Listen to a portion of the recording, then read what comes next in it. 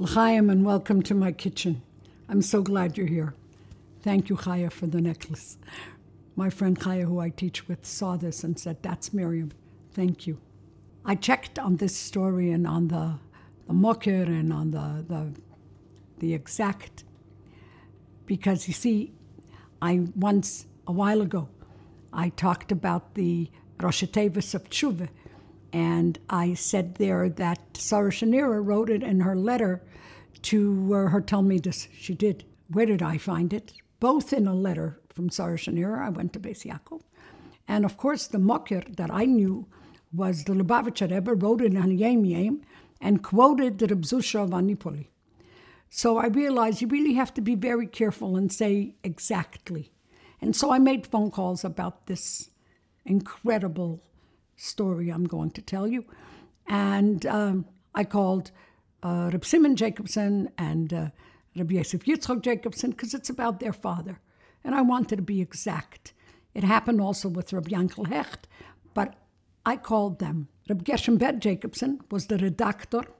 Also, first he was a writer for the Tag Morgen Journal, and then later the redactor of the Allgemeine Journal, and the father of those two brilliant speakers, Reb Simon and Reb Yosef Yitzchok.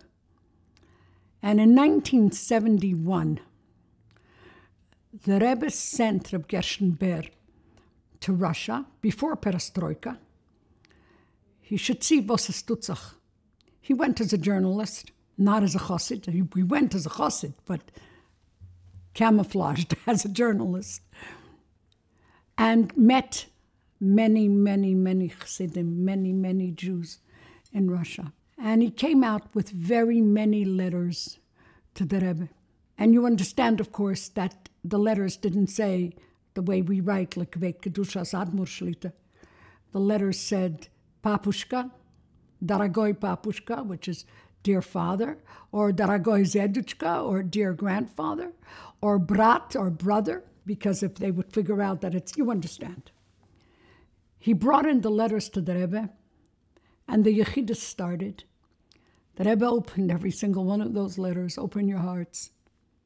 And the Rebbe read every single one of those letters, and tears were streaming down his face.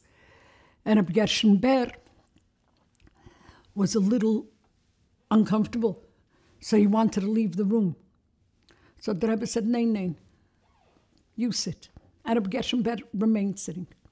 A whole night, the Rebbe read letters from his children behind the Iron Curtain. And a whole night the Rebbe cried. Every letter. And then dawn came. It was already morning. The Rebbe got up and went over to the window. You know, I didn't know I'd be so emotional when I tell the story. He went over to the window.